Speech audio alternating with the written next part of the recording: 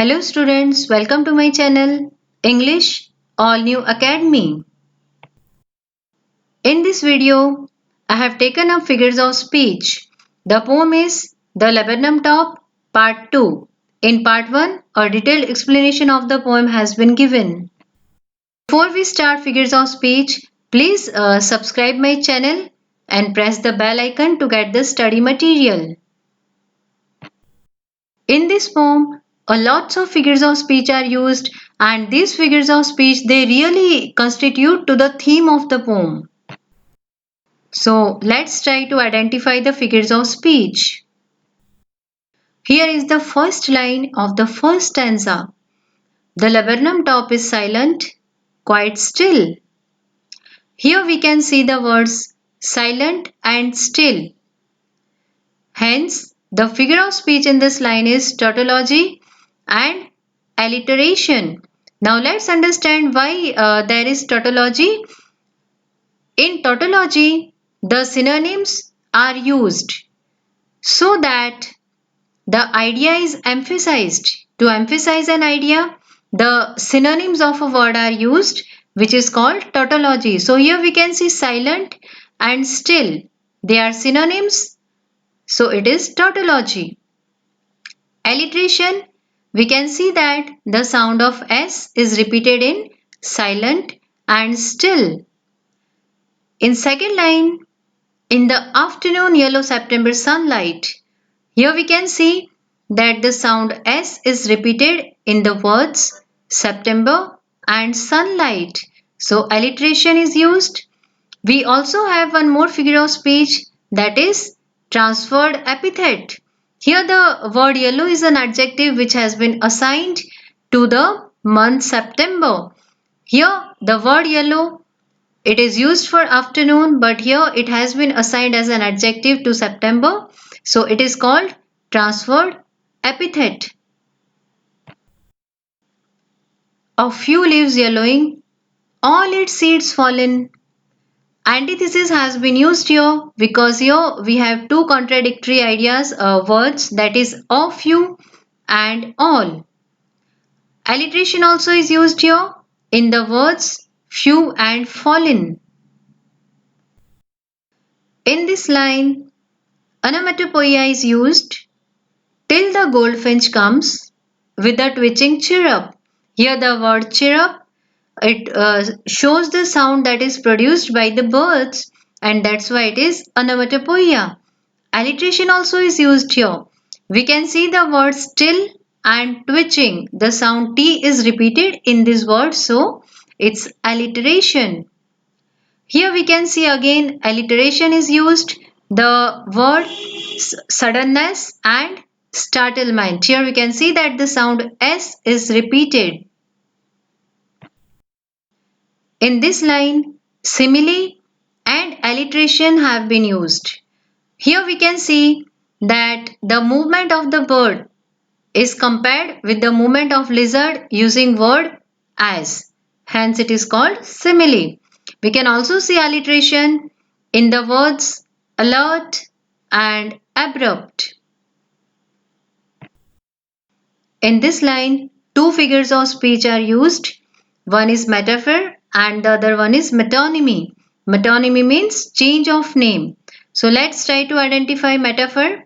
Here, machine starts up. So here literally it is not the machine, but the sound produced as if it was a machine, that is of chitterings, and that's why because of implied comparison here metaphor we can say it is used, and metonymy because here thickness is used. The word thickness has been used for the branches through which she enters and settles down in her nest.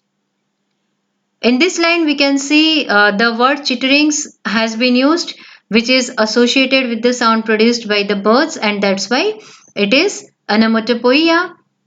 And alliteration also is used here. We can see the sound T is repeated in the words trimmer and trillings. Here we can see personification and alliteration are used. The whole tree trembles and thrills. Now here we can see the word tremble and thrill. They are associated with human beings. So here the tree is assigned human qualities, and that's why it is personification. And the word tree and tremble, here T sound is repeated, that's why it's called alliteration. Here in this line, metaphor is used. It is the engine of our family. Here there is an implied comparison between the goldfinch bird and the engine. In this line, she stokes it full, then flirts out to a branch end. Here we can see alliteration is used in the words full and flirts. Moreover, metaphor also has been used here because there is indirect comparison between the fuel that is added to the fire and the food that is given by the mother bird to feed its babies.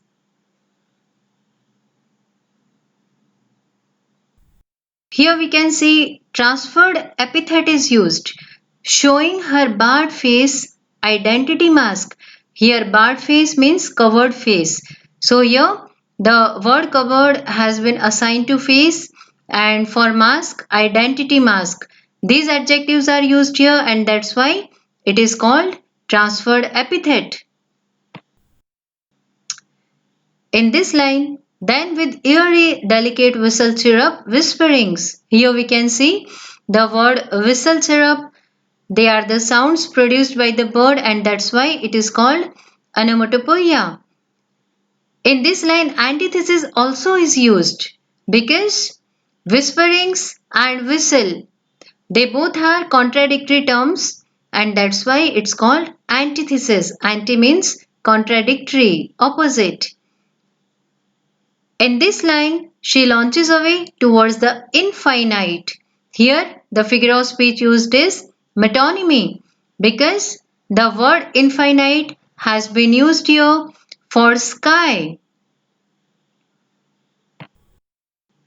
Now, let's see symbols used in the poem. We have seen that there are two major symbols used, laburnum tree and the goldfinch mother bird. These are used as symbols because they constitute the main theme of the poem.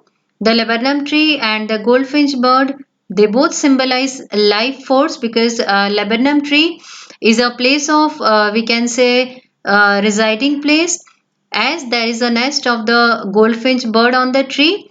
So it also is a life force. And similarly, the goldfinch bird, it has been compared with an engine that keeps the machine moving. So in the same way, goldfinch bird also helps its family to survive.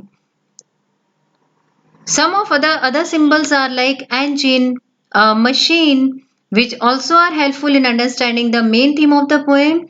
And we can also understand how the symbolic meanings, they are very significant. Even the colors are very significant. The yellow color that has been used here, that also appeals to our senses. So I hope you have understood clearly about the figures of speech. Now you have got the idea how to identify the figures of speech, and also how we can understand about the symbolic meanings of the symbols which are used in the poem. Please let me know in my comment box, and please do like my channel, subscribe my channel if you haven't subscribed, and also click the bell icon to get the study material. In my videos, I have also talked about some of the important poetic devices as well as the symbolic meanings of different colors and the different images which are used in the poetry, which are really very much helpful to the students in interpretation of poetry. So please do watch all the videos.